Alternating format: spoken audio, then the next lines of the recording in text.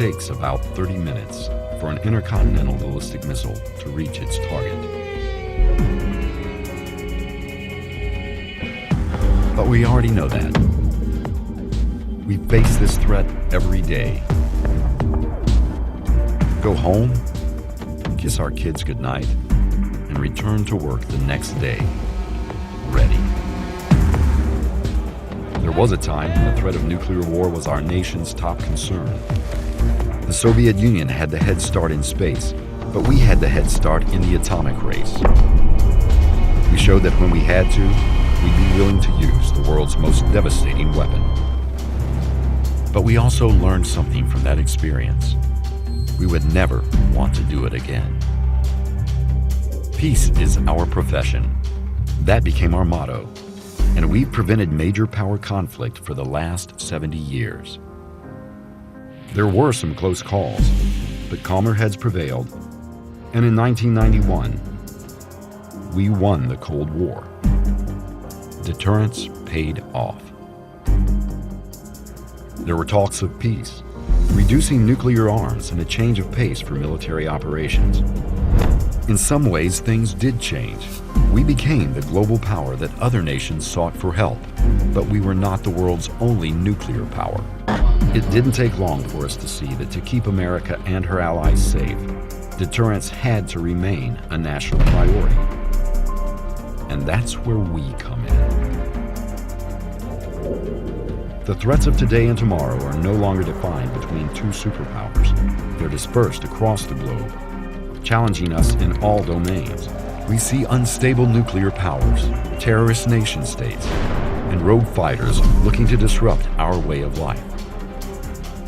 America and her allies are relying on us to figure out the best way to navigate the 21st century. It won't be easy, but we live and breathe what is hard, impossible even, and we succeed. Our commitment to the greatest responsibility will not be matched. Our advocacy for missile defense and electronic warfare, our expertise in the cyber domain, our integration of space. If our nation calls, our combat-ready forces are able to strike with a decisive response. Beneath the sea, underground, in the sky, above the earth, or across computer networks, all ready to ensure the free world remains free. Although our capabilities remain unsurpassed, that's not what makes us so powerful. Soldiers, sailors, airmen, Marines, and civilians of U.S. Strategic Command, we give our enemies pause, and our nation and allies peace of mind. Let's look to the future. As we continue to fight, as we continue to deter, always remember that peace is our profession.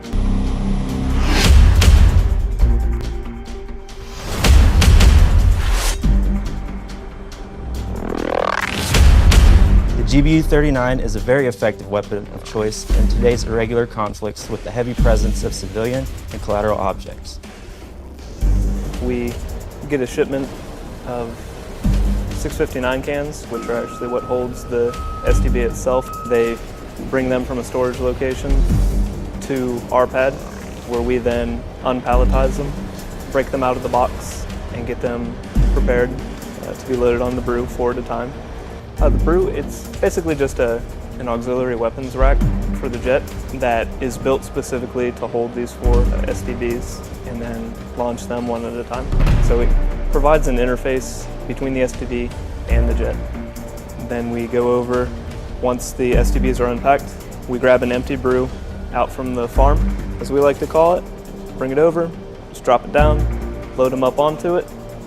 We organize them, we set them up for the actual loading onto the brew.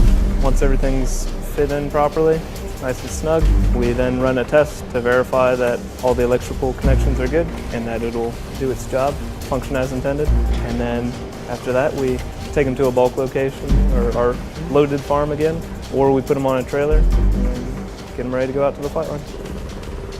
So the munitions get delivered. My 3-man checks the brew 61, make sure the settings are correct, looks at all the munitions, he inspects everything, he preps it for to put it up on the jet. He makes sure all the settings match the mission requirement. He makes sure it's safe. He gets the jammer, we pick it up, we go to the jet. After my 2 minutes prepped it, making sure everything's serviceable, reliable. He's undid all the racks, shut the doors. We go up, we lock it in, we put it down, we charge it up, and it's ready to go. Collateral damage estimation is vital to minimizing collateral damage in combat operations. One tool that has greatly reduced collateral damage is the use of precision-guided munitions, often referred to as smart weapons. The weapon is capable against a variety of target sets and also ensures the survivability of aircrew and airframe with its ability to be employed from great distances from the target. Intelligence professionals and aircrew work tirelessly to ensure that precision-guided munitions, such as a small-diameter bomb, will achieve the desired effects while adhering to the laws of armed conflict, rules of engagement, while also minimizing collateral damage.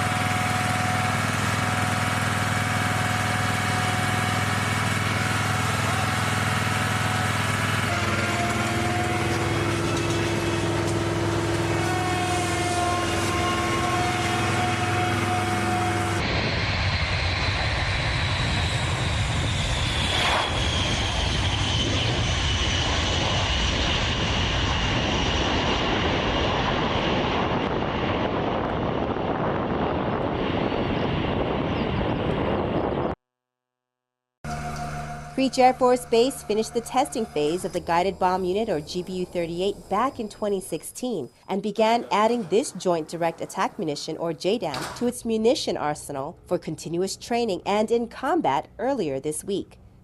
Airmen from the 26th Weapon Squadron at Nellis Air Force Base employed their first GBU-38 drop from an MP-9 Reaper launched from Creech.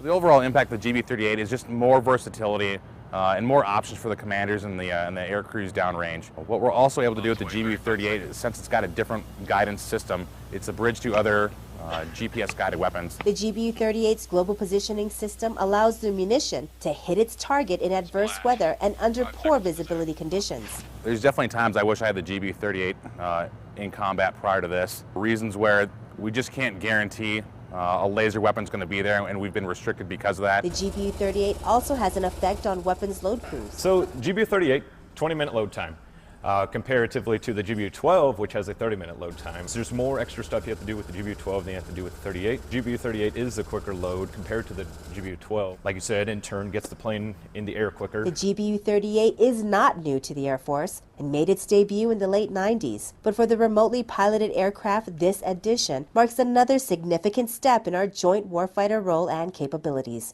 Reporting from Creech Air Force Base, I'm Master Sergeant Lisa Carlson.